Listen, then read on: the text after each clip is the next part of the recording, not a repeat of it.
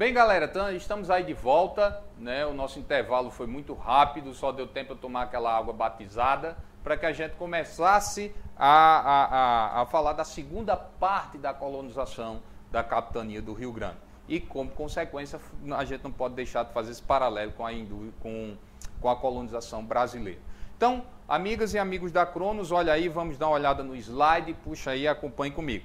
O que é que vai acontecer? A capitania do Rio Grande do Norte, a capitania do Rio Grande, que vocês viram aí no mapa, ela era uma das maiores. Lembre-se que não se resumia apenas ao Rio Grande do Norte, ela pegava uma parte considerável do Ceará, do Piauí e também uma parte do Maranhão. E um pouco mais ao sul ela também abarcava uma parte do que hoje é a Paraíba. Então, a capitania do Rio Grande englobava essas regiões que hoje faz parte de estados diferentes. Na época era tudo chamado de capitania do Rio Grande.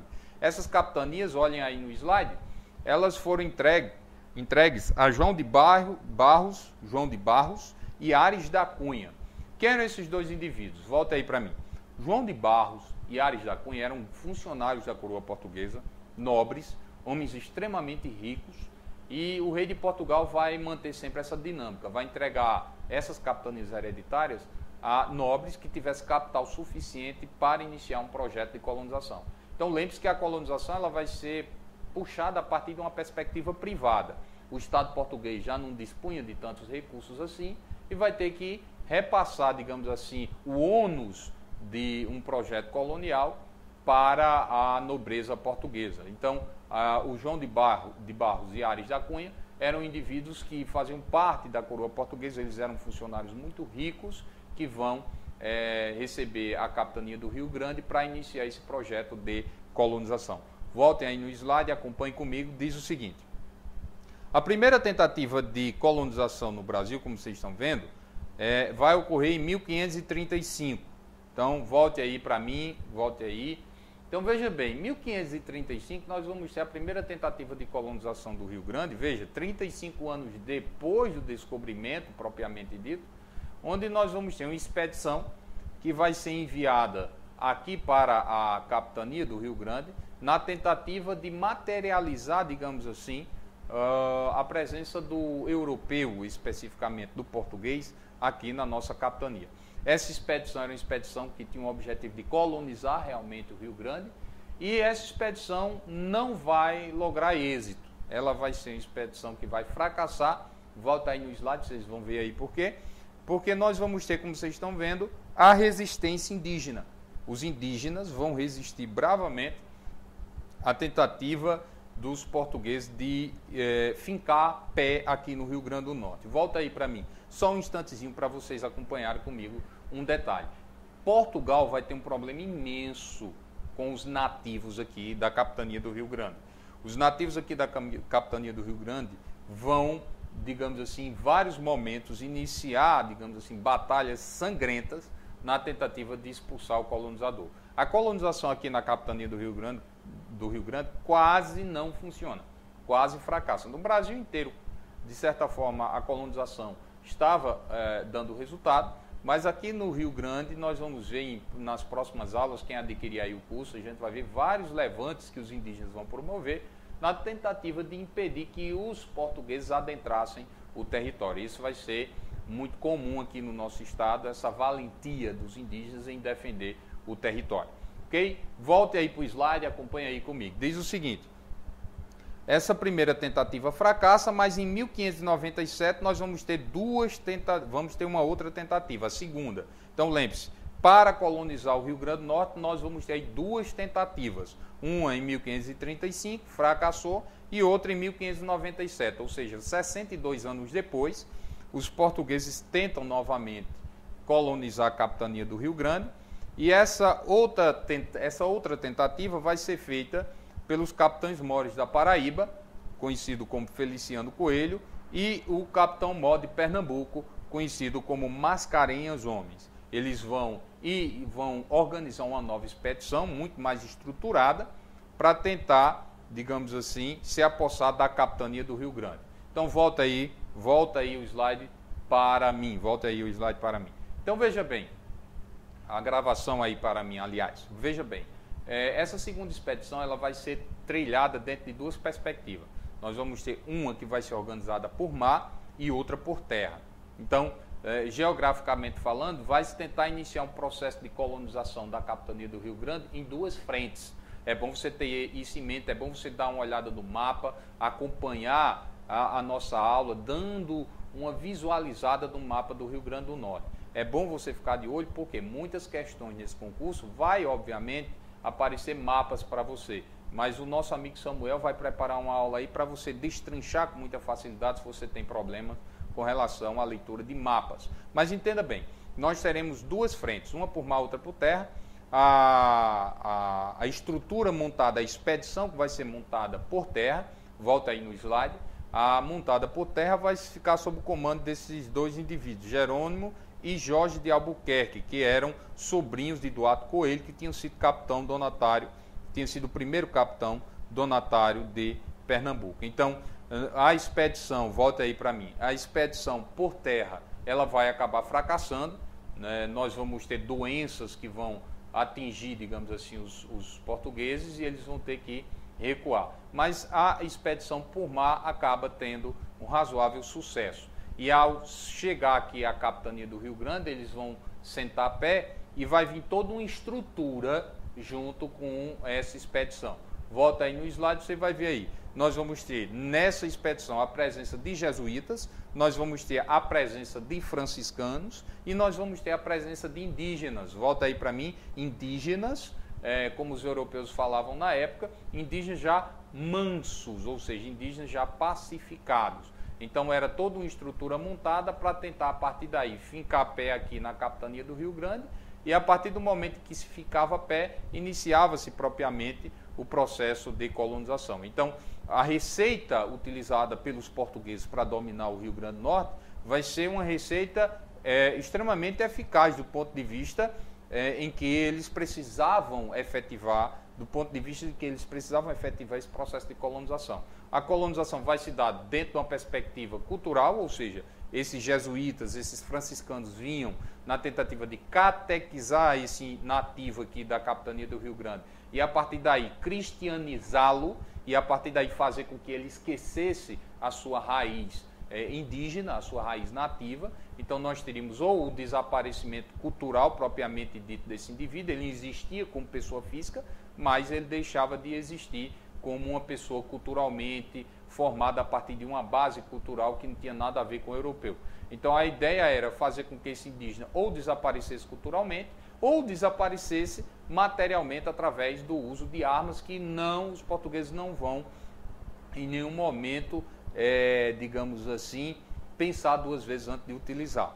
Então será utilizado tanto as armas de fogo como também o processo de catequese. Serão dois processos extremamente eficientes dentro dessa perspectiva ou desse objetivo que os portugueses tinham na tentativa de colonizar a chamada capitania do Rio Grande do Norte.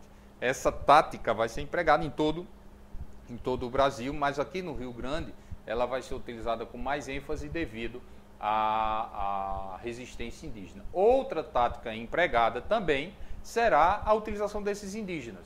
Lembre-se que os indígenas aqui na capitania do Rio Grande, como também em todo o Brasil, viviam em guerras, né? E isso vai ser um trunfo para os portugueses. Eles vão utilizar uma tática que o examinador pode pegar você numa questão, fique de olho, a tática de utilizar indígenas para guerrear com indígenas. Então, alguns grupos indígenas eram rivais de outros, então os portugueses aproveitaram dessa rivalidade para fazer alianças militares com determinados grupos indígenas, para, a partir dessa aliança militar, destruir um grupo rival daquele grupo e, mais à frente, de acordo com a conveniência e a necessidade, destruir esse grupo que fez, digamos assim, essa aliança com os portugueses. Então, dentro dessa perspectiva, nós vamos ter várias frentes sendo utilizadas, ou a catequização, ou a utilização das armas de fogo, ou a utilização da tática de indígena para combater indígena. Olha aí, volta aí no slide, essa era uma tática também empregada. Então, dentro dessa perspectiva, como vocês estão vendo aí no slide, né, nós vamos ter 3 blocos, digamos assim, de enfrentamento para com o nativo aqui do Rio Grande. Então, continuando aí no slide, continuando aí do slide, como eu falei, a expedição que foi por terra acaba fracassando, mas a expedição que foi por mar, veja aí, volta aí para mim, teve muito sucesso. A expedição que foi por mar acabou firmando aqui os portugueses na capitania do Rio Grande. Ela acaba chegando pela foz do rio, a foz do rio Potengi, né? Então o rio Potengi, que é geograficamente crucial para o estado do Rio Grande do Norte. Não deixe de assistir a aula do amigo Samuel, que é um geógrafo top de linha, que vai falar muito conhece a geografia do Rio Grande do Norte como ninguém, é o cara Samuel. E a partir daí os portugueses seguiram a seguinte dinâmica: se eu me apossei da região, agora eu vou ter que proteger essa região contra a empreitada dos povos europeus que viviam assediando aqui o litoral. Então, para isso, foi construído um forte, inicialmente de madeira e barro, né? Esse forte é construído, olha aí na imagem, volta aí no slide, em 1598, tem início a construção desse forte, como eu disse, inicialmente de madeira e barro, que vai ser o chamado Forte dos Reis Magos. E a partir da construção desse forte, volta aí para mim, tem início a própria resistência efetiva do indígena. Porque uma coisa era os nativos aqui comercializar com os franceses, que apareciam de forma pontual e esporádica, levavam para o Brasil em troca daquela relação comercial que eu falei anteriormente, chamada de escambo, tchau e bênção. Outra coisa era firmar pé aqui. A presença do português aqui vai ser uma perspectiva, digamos assim, do ponto de vista estratégico. O indígena vai ver como um intruso, e de fato era. E o português, ao fincar pé aqui, tende a tentar ampliar esse território, a sua presença do litoral para o interior. Então o indígena, já percebendo isso, inicia esse processo de resistência. E aí esses primeiros colonizadores não vai ter sossego, porque esse forte vai ser atacado constantemente pelos grupos nativos aqui do Rio Grande, que tentou a todo custo expulsar os portugueses dali, porque já percebia-se que os portugueses estavam querendo fincar pé aqui na capitania do Rio Grande. O cacete comeu em cima desses meliantes, desses elementos. Então volta aí no nosso slide. E aí nós vamos ter vários combates que serão traçados, e no dia 11 de junho de 1599 é assinado o primeiro acordo de paz, colocado aí entre aspas, com os grupos potiguares. Então volta aí para mim. Então o que é que acontece? É assinado um acordo de paz, depois de vários ataques, vários indígenas foram assassinados pelos portugueses, homens, mulheres e crianças, o derramamento de sangue foi grande, e aí Portugal acaba obrigando os líderes, os indivíduos que lideravam os potiguaras, a sentar e assinar praticamente um acordo de paz impositivo para que os portugueses tivessem sossego e iniciasse propriamente agora dito o processo de povoamento da capitania do Rio Grande. Volta aí no nosso slide, acompanha aí comigo. Então, a ocupação do território acaba sendo oficializada com esse acordo de paz, feito com os nativos, e essa ocupação tendeu sempre a aumentar. O território vai sempre sendo, digamos assim, invadido pelos portugueses. Aqui nós temos uma imagem reproduzida da época, reproduzida numa obra de arte, como vocês podem ver aqui, que simboliza esses primeiros momentos da presença do português aqui na capitania do Rio Grande. E aí nós vamos ter especificamente no dia 25 de dezembro de 1599, toma cuidado com algumas datazinhas, pode ser que a banca venha pedindo questões muito decoreba. Nós vamos ter a fundação da chamada Povoação dos Reis, que vai ser uma espécie de quê? De primeira cidade aqui da capitania, primeiro povoado propriamente dito, que vai ser montada ao redor, digamos assim, do forte que tinha sido construído, que estava sendo lapidado, assim, melhorado a cada instante. Então o forte, que vai ser o Forte dos Reis Magos, acaba sendo um local de segurança para esses primeiros colonos, porque você sabia que a qualquer momento podia partir de dentro da mata um ataque indígena. Então esses primeiros colonizadores trataram logo de colonizar ali o litoral e trataram logo de construir suas primeiras casas ali próximo ao forte, porque era um local de refúgio caso acontecesse um ataque indígena. Então a fundação de Natal acontece em 1599, um pouco depois da construção do forte, né, começa em 1598 e o vilarejo propriamente dito é fundado em 1599, especificamente no dia 25 de dezembro é fundada a chamada Povoação dos Reis, em homenagem, obviamente, ao dia do Natal. Já se trazia da Europa exatamente esses hábitos e culturas europeias, e aí nós vamos ter, sob o comando do forte, esse rapaz conhecido como Jerônimo de Albuquerque, era o comandante do forte, presta atenção aí no slide, tido por alguns historiadores, o Jerônimo de Albuquerque, por alguns historiadores como comandante do forte. Então volta aí para mim. Eu estou colocando tido porque existem várias versões, é bom você tomar cuidado com isso, porque a história colonial do Rio Grande do Norte, ela, como existe uma dificuldade de algumas fontes de se encontrar vestígios, e o que se encontra é um pouco incompleto, vários estudiosos do Rio Grande do Norte estudam sobre o mesmo assunto e acaba divergindo em alguns aspectos, a depender da forma como interpreta as fontes que chegam em suas mãos. Então, para alguns historiadores, isso aqui é digamos assim, um posicionamento majoritário. O Jerônimo de Albuquerque, que é o comandante do forte, é quem vai ser oficialmente o fundador da cidade de Natal, que na época se chamava Povoação dos Reis. Volta aqui no nosso slide, e aí nós vamos ter o quê? O começo do povoamento efetivo, já teremos as primeiras roças sendo plantadas pelos primeiros colonos, que não vão poder viver apenas da roça, vão caçar e pescar.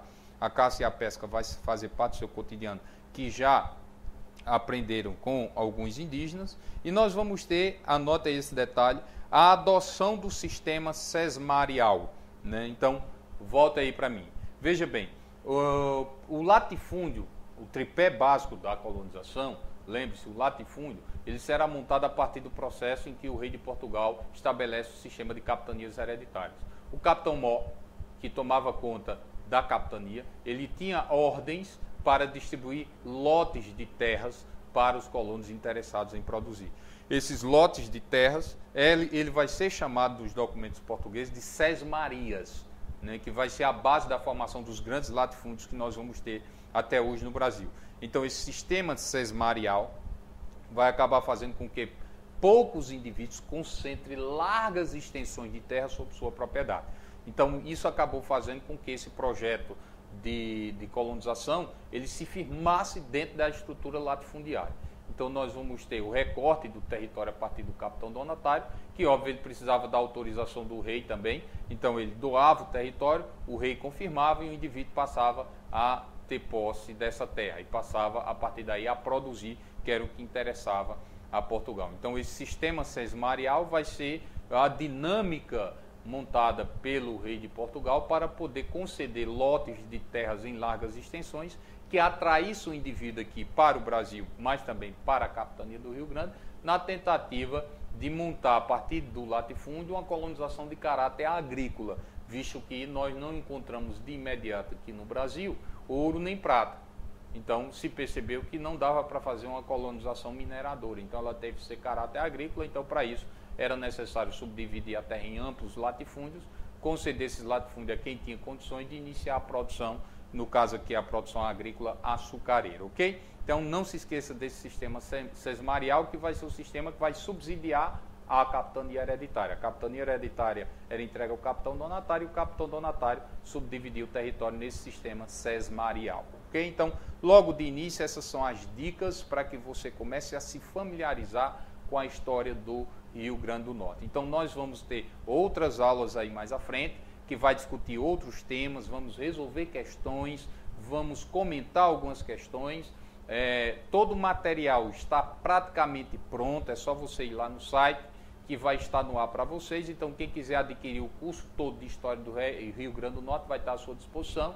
A gente vai estar preparando também o curso de História do Brasil, porque, eventualmente, se o edital abrir também História do Brasil, você vai ter todo o material pronto. Não só o material teórico, como também questões para que você possa praticar, como também essas videoaulas que você pode acompanhar junto com o material e preenchendo comigo cada espaço para que a gente possa entrar em sintonia e que a gente possa absorver com mais propriedade os conceitos relacionados à história do Rio Grande do Norte. Então, galera, era isso que eu tinha que falar para vocês. Aproveitem essa aula, vai lá, curta mais uma vez nas nossas redes sociais, procura aí Cronos Concurso. Aguardo vocês na nossa próxima aula, em que a gente vai começar a falar desse processo de conquista propriamente dita dos portugueses, depois que inicia-se o processo de concessão de Sesmarias, como eu falei agora há pouco. Tchauzinho, um abraço para todas e para todos e até a aprovação no concurso da PM do Rio Grande do Norte. Espero ver vocês lá.